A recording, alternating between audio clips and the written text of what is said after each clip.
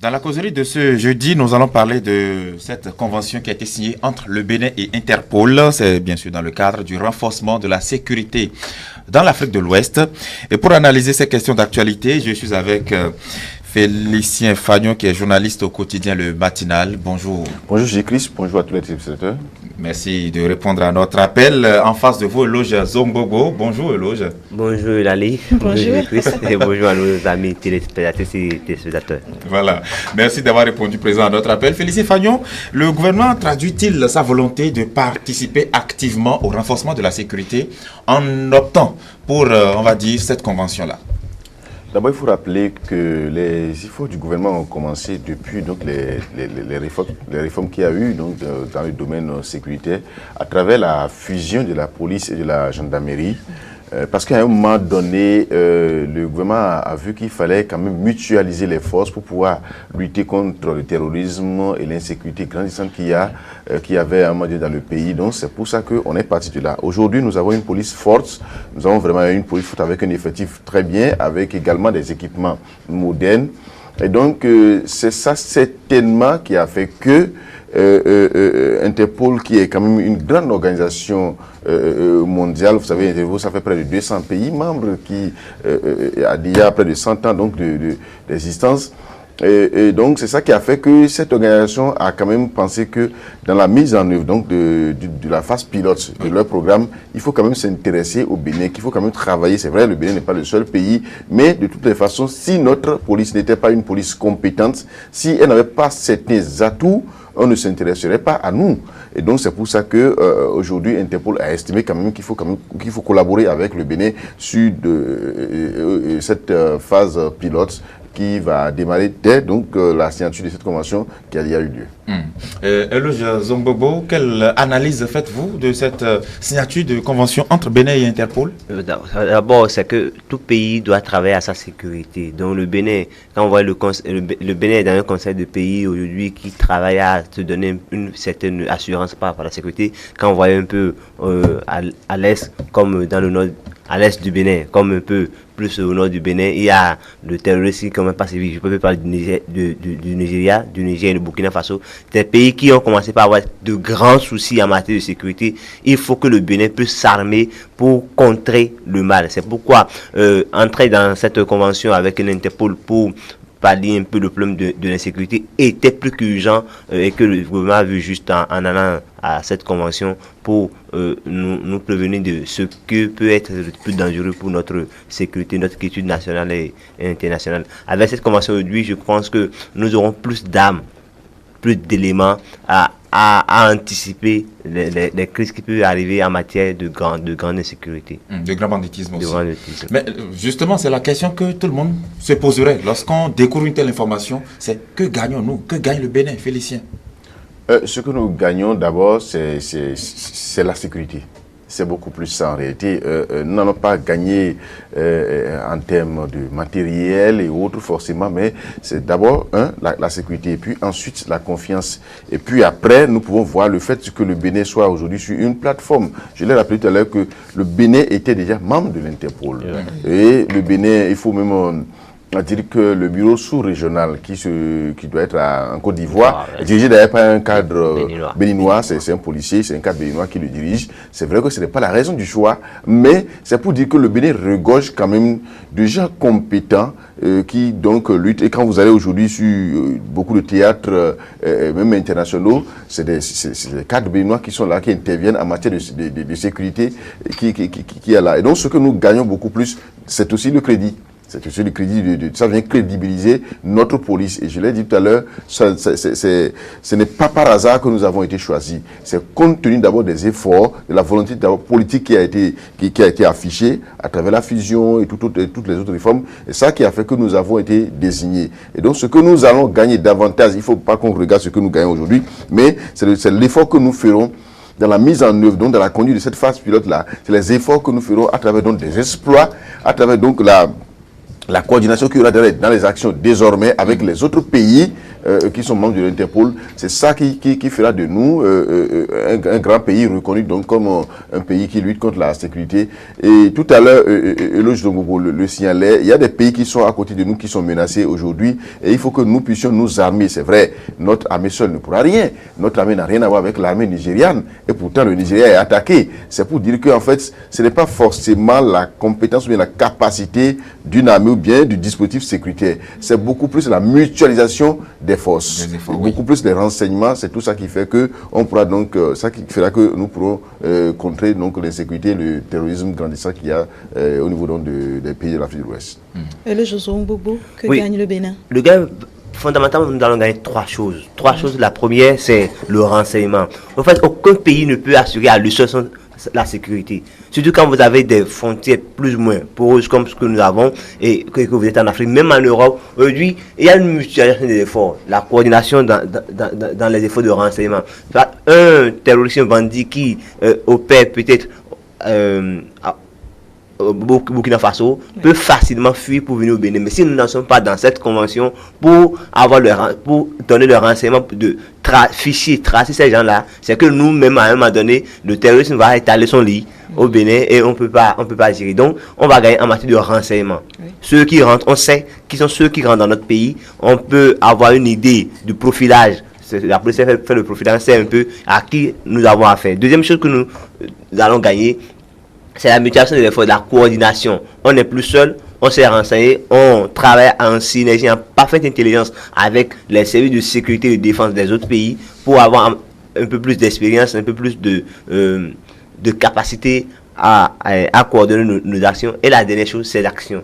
Quand vous avez le renseignement, la coordination des efforts, c'est qu'on peut vraiment agir et contrecarrer le mal.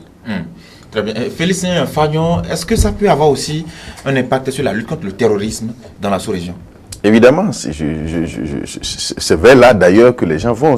En dehors donc, de cette insécurité-là, il y a beaucoup plus la lutte contre le terrorisme qui fait que... C'est un grand mal, hein, ça c'est clair. Et vous savez, notre président a voyagé hier, c'est dans ce cadre d'ailleurs qu'il est allé. Et donc, c'est beaucoup plus ça qui fait que l'Interpol est en train de développer des stratégies pour que nous puissions quand même contrer cela. Et il faut que ce soit à la base qu'il faut toucher le mal. Parce qu'il faut chercher d'abord qu'est-ce qui cause l'insécurité, où sont les nids aujourd'hui de l'insécurité et du terrorisme au niveau de la sous-région. Ce n'est pas au Bénin que forcément il y a le nid, mais si au Bénin on peut arriver à asseoir un dispositif efficace de lutte contre le terrorisme, on peut réussir à contrer le phénomène au niveau donc, des pays limitrophes qu'il y a. Et donc sur ce plan, j'avoue que notre nouvelle collaboration, je le dis parce qu'on était déjà en collaboration, notre nouvelle collaboration avec l'Interpol va permettre au Bénin, d'abord aux fonctionnaires de la police béninoise, d'avoir plus d'expérience en matière de lutte contre le terrorisme,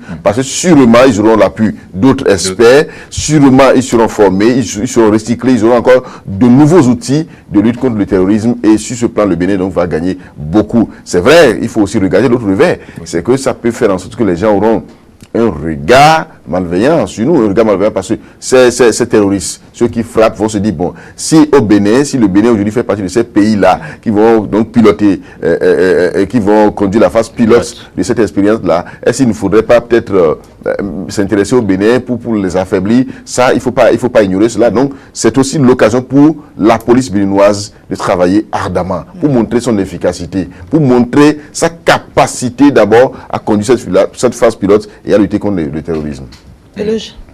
Oui, aujourd'hui, vous avez, le truc est simple, hein, avec cette nouvelle convention, comme nous le disions depuis, c'est pour contrecarrer surtout. On a parlé de l'insécurité, moi je parle de l'insécurité, c'est vrai que c'est le grand banditisme, le terrorisme. Oui.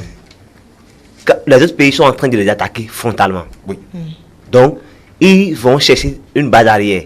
Les bases arrière sont les pays dans lesquels ils n'ont pas encore sévi, dans lesquels ils peuvent avoir un repli, comme le Bénin, le Togo et un certain nombre de pays. Si ces pays sont dans la phase pilote aujourd'hui, ou pour parler plus du Bénin, si nous sommes dans la phase pilote, c'est que nous travaillons aussi à ne pas leur donner un mètre carré de notre superficie pour qu'ils puissent se reposer. Donc, si on sécure la base arrière, de ces voyous et que les attaques, on peut rapidement circoncire le mal et tuer ça de façon définitive. C'est pourquoi c'est intéressant pour notre pays d'entrer dans cette convention. Maintenant, Félicien a eu l'intelligence de nous le rappeler. Ils vont vouloir peut-être s'intéresser au Bénin. Mais déjà que nous sommes dans cette politique, je crois que ça, c'est une question de guerre psychologique. Quand ils apprennent déjà que le Bénin est dans cette démarche, dans cette mouvance de contrecarrer le mal, ils puissent commencer par avoir peur et chercher encore peut-être d'autres pays où ils peuvent commencer par... La question est un peu sensible. Parfois on se dit, est-ce que je participe à la lutte ou pas alors que je ne suis pas attaqué? Bon, si je ne participe pas et qu'on m'attaque, qui va m'aider? Parfois c'est que c'est un peu ce qu'on a appris de l'autre côté. Il faut avoir une solidarité organique et non une solidarité mécanique.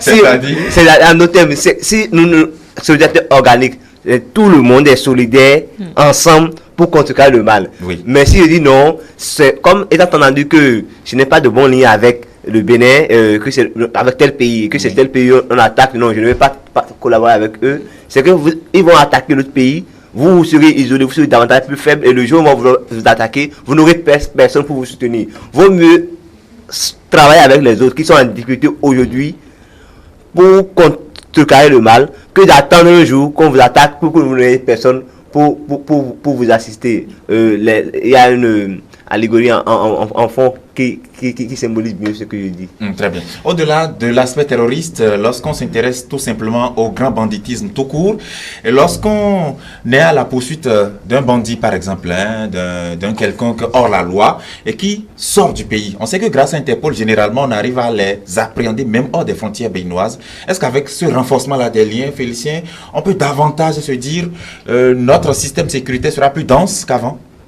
Oui, bien sûr. Et je veux rappeler que j'ai suivi même une intervention du général Fernand Moussou en 2014 sur RFI.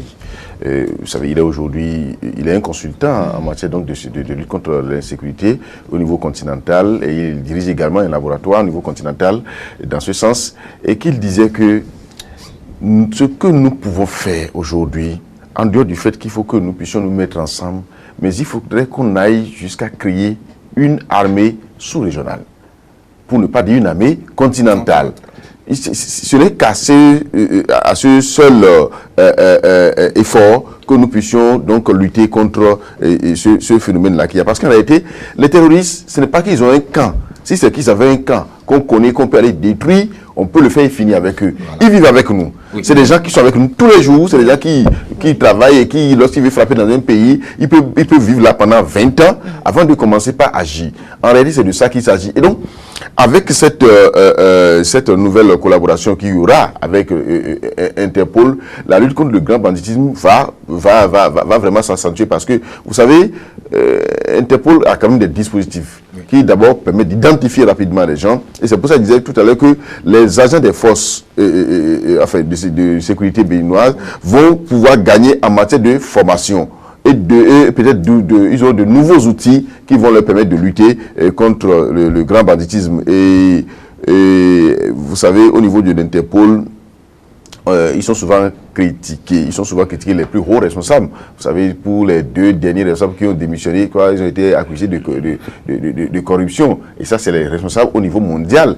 On ne sait pas ce qui se passe au niveau national, au niveau régional. Et donc, c'est ça qui fait que, malgré leur existence, il y a souvent que, bon, nous vivons encore ces cas. Sinon, en réalité, l'Interpol, tel que c'est défini, tel que ces missions sont définies, en réalité, vous ne pouvez même pas voler au Togo et venir ici au Bénin. C'est ça. Vous ne pouvez même pas voler au Nigeria et venir au Bénin. C'est pas possible. Vous êtes pris tout de suite. Parce que vous êtes fiché.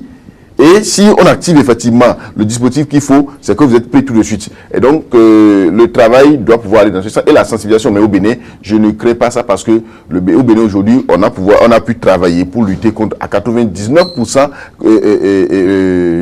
comment on appelle, le rançonnement, et la corruption au niveau de la police. Je crois que le gouvernement est en train de régler progressivement ce problème-là. Et si une fois c'est fait, c'est que nous avons une police efficace et donc notre sécurité est assurée. Le grand banditisme va disparaître, en tout cas va être réduit, puisque ça ne peut pas disparaître à 100%, ça va être réduit également et le terrorisme sera prévenu. Très bien. Et le Zombobo, parlant justement de cette question, l'échange des renseignements sur lequel vous mettiez l'accent tout à l'heure, ça va beaucoup plus prendre de l'ampleur entre le Bénin et Interpol.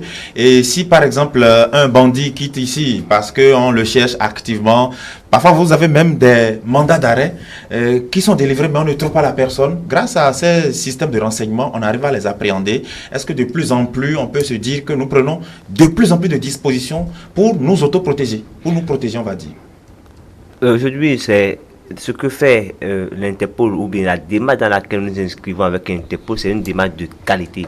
Une qualité de plus en plus affirmée en matière de renseignement. Parce que cette convention, cette nouvelle convention dans laquelle le Bénin se met, c'est pour nous permettre davantage d'avoir le renseignement. Ce qui, somme toute, était notre talon d'Achille, c'était davantage le renseignement. Parce que on n'est pas suffisamment renseigné sur qui sont ceux qui sont entre, quel est leur profil, quand est-ce qu'ils vont attaquer, quelle est la cible. C'est-à-dire, on n'a souvent pas de véritables éléments sur ces gens-là. Vous savez, on dit, bon, c'est vrai que c'est un atout, mais encore une difficulté, on a donné des facilités à certains pays, à certaines régions de certains pays de venir au Bénin sans visa et consort. Donc, voyez-vous, le gars peut, sous le couvert d'être un religieux ou bien d'être un petit commerçant, bien d'un étudiant, peut entrer facilement dans au Bénin, commencer par s'installer, faire quelques actions d'éclat,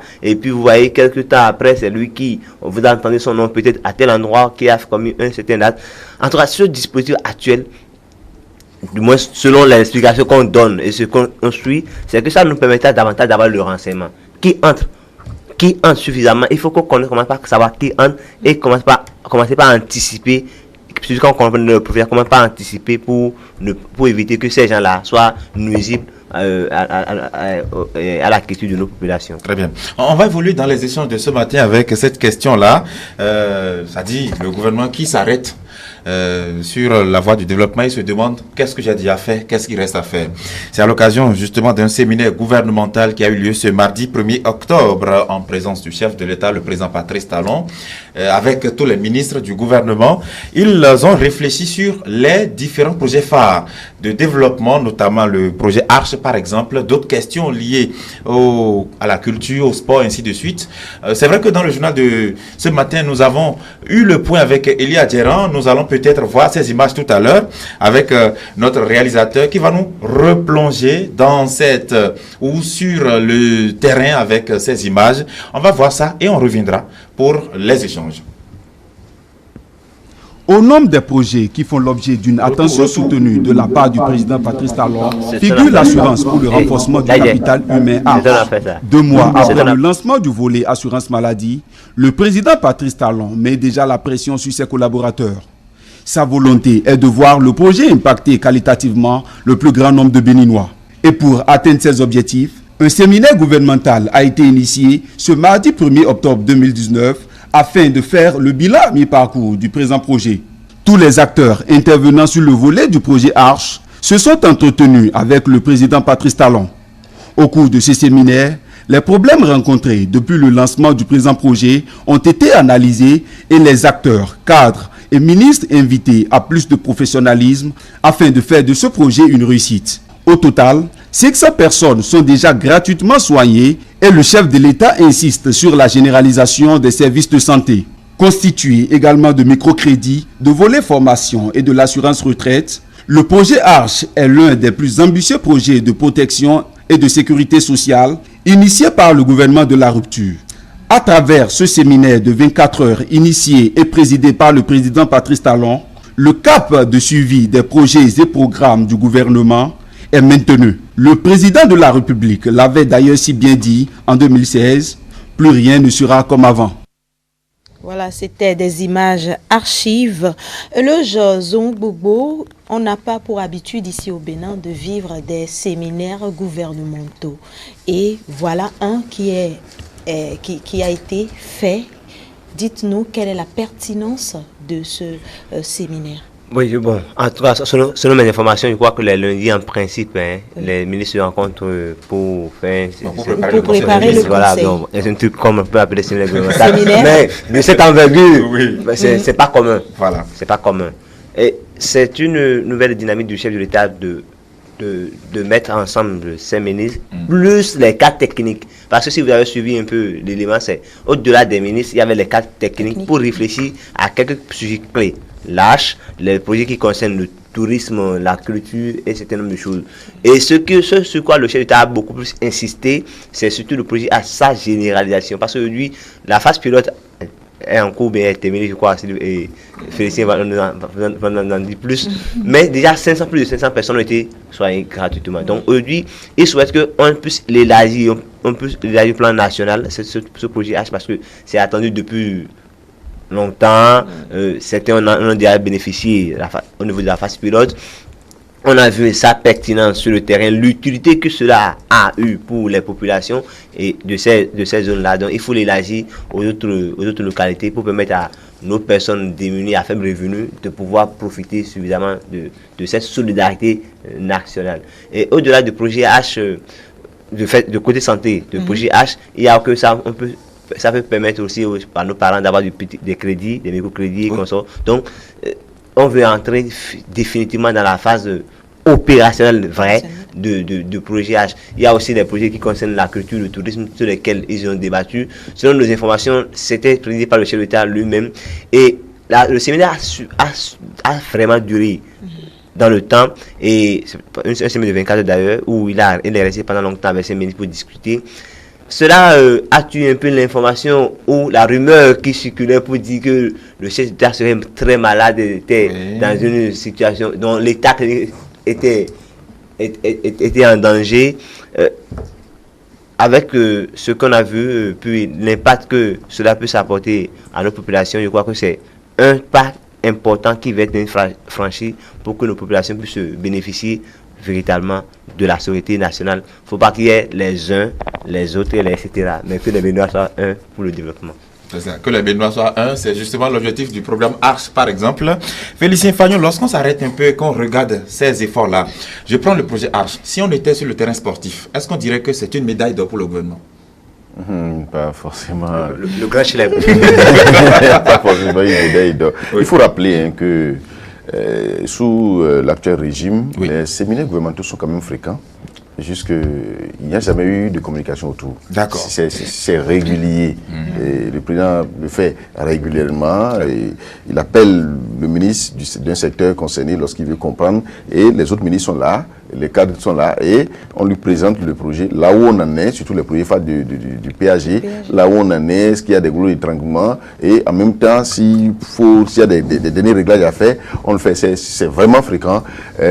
Bon, cette fois-ci, il y a eu un peu de bruit autour de ça, juste parce que ça coïncide avec la rumeur qu'il y a tout le temps. C'est pour ça, sinon que même le vendredi dernier, il y a eu un autre séminaire gouvernemental, et le vendredi de 8h jusqu'à 15h, 16h, avec le chef d'État, c'est même sous sa présidence d'ailleurs. Et c'est après ça, le mardi, qu'il y a eu encore un autre séminaire gouvernemental qui a beaucoup plus été relayé. Et c'est vrai que les projets qui étaient donc à l'ordre du jour, c'est beaucoup plus les projets d'ordre social. Il y avait H, FNPEJ, microcrédit, il y avait tout ça. Le chef d'État voulait comprendre un peu là où nous en sommes, où est-ce qu'on en est par rapport à la mise en œuvre de ce projet H, et surtout les volets assurance maladie, microcrédit, la formation. Et quand on dit formation aussi, il faut regarder le FNPEJ. Vous avez remarqué que depuis un moment donné, on parle peu du FNPEJ, en fait, de ses actions. Et donc, c'est parce que les gens sont en train de réfléchir à arrimer les actions du FNPEJ au projet quand même H, qui est là, qui a un volet formation. Donc, le chef d'État a voulu quand même comprendre là où on en est. Et donc, le bilan lui a été fait. Et il faut aussi souligner que la descente des ministres des Affaires sociales et de son collègue de la Santé, le jeudi dernier à Boubekavi, c'est dans ce cadre-là. Donc, c'était pour aller voir d'abord là où on en est passé. Il ne fallait pas faire un peu au chef d'État sans quand même aller constater ce qu'il y a. Et heureusement, les ministres sont allés, ils ont constaté effectivement qu'au niveau donc, du volet assurance maladie, quoi que les gens disent, ça évolue quand même. Jusqu'à la date du 26 dernier, on était à 566 bénéficiaires dans Calavi-Seul, parce qu'il y a 3 zones qui bénéficient de la phase pilote. Il y a Calavi-Soava qui constitue une zone sanitaire. Les zones sanitaires, il y a Dassa, il y a également Djougou, Wake, qui sont quand même bénéficiaires de cette phase pilote-là. Ça a quand même évolué. Et au niveau donc, du microcrédit, Mobile, on était, jusqu'à la semaine dernière, on était à près de 25 000 bénéficiaires déjà. Donc, c'est des résultats quand même qui sont satisfaisants. Mais vous savez, pour le chef d'État, c'est que lui a un défi à relever. Il a une barrière qu'il faut atteindre d'abord avant de dire qu'on est satisfait. Et donc, pour lui, il faut quand même maintenir la pression sur les cadres et ceux qui sont chargés de la mise en œuvre de ces projets-là pour que ça aille beaucoup plus vite. Et certainement, puisque moi je n'étais pas dans la salle, mais certainement après dans les informations qu'on lui a fournies, après avoir lui démontré certainement les blocages qu'il y a, il y a eu des institutions, il y a eu quand même des directives qui ont été données pour qu'il y ait une accélération parce que les autres volets du projet H doivent prendre tout de suite et maintenant, c'est le défi du chef de l'État parce que ça fait 4 services. Il y a la retraite également qui est là, il y a la formation, donc le chef d'État mise beaucoup plus sur ça. Les jeunes qui sont aujourd'hui bénéficiaires, qui sont dans les cibles du FNPEJ aujourd'hui, il faut quand même que ces jeunes-là, avant de recevoir un appui, soient formés. Il ne faut pas leur donner des fonds pour qu'ils disparaissent comme on l'a connu en 2007, en 2006, où des jeunes sont passés avec des millions. Donc c'est sur ça que le secteur se base aujourd'hui. Parce qu'on ne peut pas vous appuyer aujourd'hui et demain continuer pas à vous appuyer. Si on vous appuie, c'est pour que vous puissiez sortir de votre situation de précarité. C'est pour ça que le projet H est là. On vous soigne si vous n'avez pas les moyens. Après, on vous donne les microcrédits pour que vous puissiez entreprendre quelque chose. Mais avant que vous n'ayez ces sous, il faut qu'on vous forme à l'utilisation de ces fonds. Donc, on vous aide à sortir de la précarité. Et demain, d'autres seront bénéficiaires. Il ne faut pas que ce soit les mêmes personnes qui bénéficient des projets et des services sociaux tout le temps. L'État, c'est l'objectif. Et donc, ces différents séminaires qui ont été organisés vendredi et mardi ont permis quand même de régler, de faire les derniers réglages. Et je crois que dès maintenant, nous sommes quand même sur de bonnes voies. Il y a eu aussi la culture, le tourisme, à l'occasion de ce séminaire. Oui, ils ont parlé de produits de la Pandari, de la cité, la crue de Gambier. N'oublions pas de Ouida, par ailleurs. Ou le chef d'État qui nous est si cher. Pourquoi pas. Ou le chef d'État voulait qu'un coup d'accélérateur soit donné à ces projets pour qu'on ait un visage gradué pour ces villes quand même.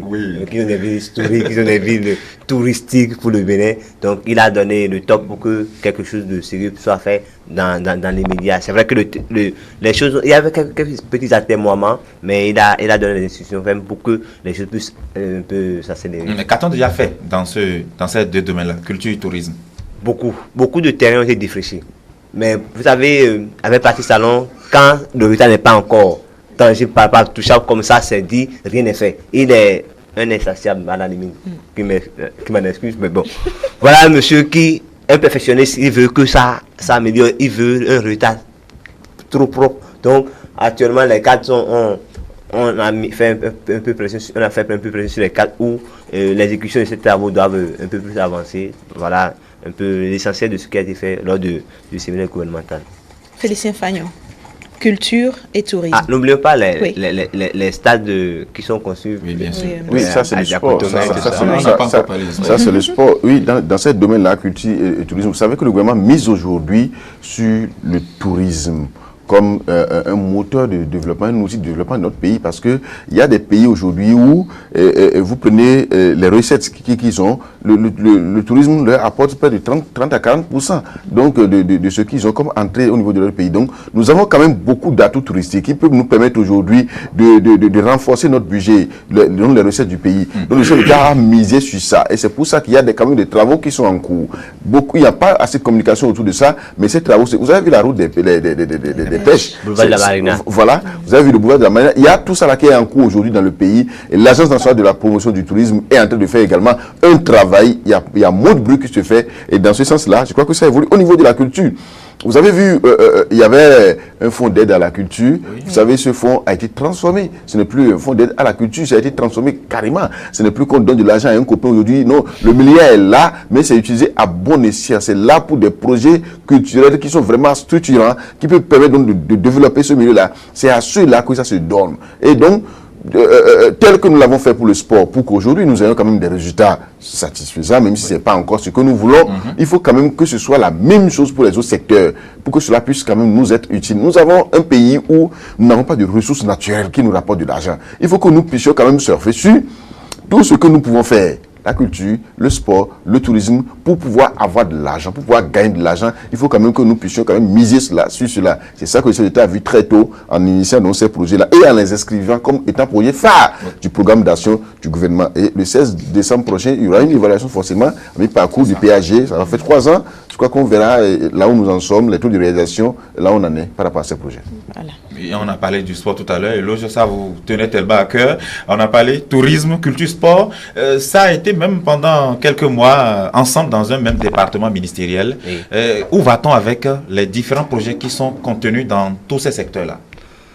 Vous savez, aujourd'hui, les Béninois commencent par être de plus en plus fiers quand on parle du sport. Oui. Quand on parle du sport au plan national comme à l'international, on affiche en même temps son patriotisme. On dit je suis béninois. Parce qu'au niveau du sport, quelque chose, pendant que ces ministères étaient ensemble, quelque chose de bien ou d'acceptable était fait. C'est parce que quand nous n'avons pas encore de grands trophées, on ne peut pas encore dire quelque chose de bien, on ne peut pas sublimer totalement ce qui est fait, mais on peut constater tout au moins que entre le passé et le présent, il y a une vacuité, il y a un vide carrément énorme qu'on peut pas. Voilà. Donc quelque chose est fait pour améliorer un peu les conditions des athlètes et tout le reste. Donc sur le plan sportif, beaucoup de choses ont été réalisées.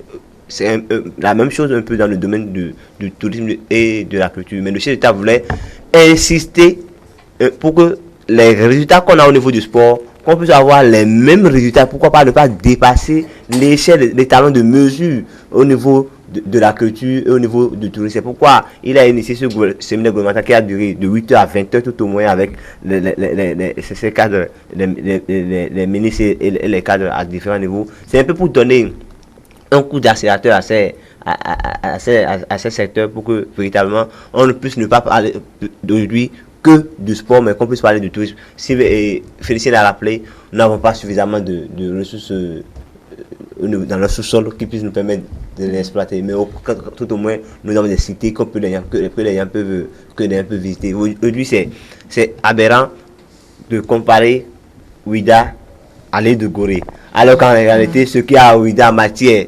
de mémoire, de vestige de l'esclavage, il n'y a pas ça au niveau de l'île de Gorée. Ce que l'île de Gorée reçoit comme visiteurs par jour en matière de tourisme, Ouida n'a pas. Et il faut aujourd'hui travailler à donner à cette ville toute son importance touristique. Vous savez, Ouida n'est pas la seule ville historique du Non, Bénin. Vous n'avez pas évoqué à Évidemment, il est de Ouida. Je n'ai pas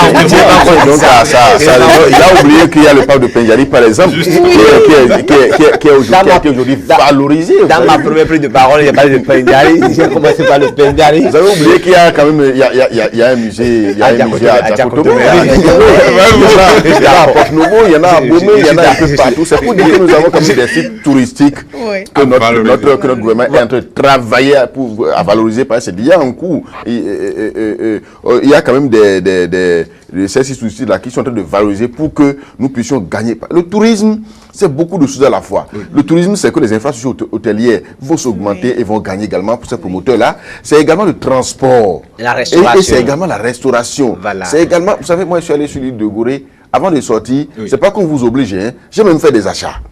J'ai acheté des tenues, j'ai acheté des chaussures, j'ai acheté beaucoup de choses, vous allez là. Et quand je vois effectivement, comme il l'a dit, le nombre de personnes qui se déplacent vers cette île-là, chaque jour, c'est énorme. C'est énorme. Et le transport, c'est un transport fluvial qu'on a développé là. Donc, nous avons Ganvier.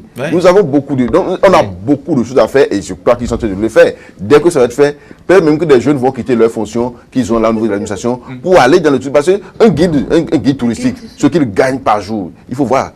Même celui qui va même être un interprète, qui va traduire. Parce que quand vous avez quelqu'un qui vient d'un pays anglophone, il faut pouvoir lui expliquer ce qui se passe, il faut pouvoir lui parler la langue. Ça aussi, vous gagnez. Voilà pourquoi le secteur touristique est un secteur très important et le gouvernement l'a bien compris. Ouais, Félicien est très intelligent. Quand il a pris la parole en même temps, il a astucieusement glissé qu'il y a quelque chose à Djakotomé. C'est vrai que c'est pas encore inscrit. Comme vous êtes appréhendu longtemps sur votre c'est pas encore inscrit, c'est pas encore inscrit au PAG. On verra. Oui, c'est bien dedans. Hein. Ah bon. Donc, c'est beaucoup de choses à la fois le tourisme. Moi, j'ai fait certains pays comme les pays arabes, un peu. Quand vous allez un peu au Maroc, c'est en matière de tourisme, les gens ont valorisé leur tourisme.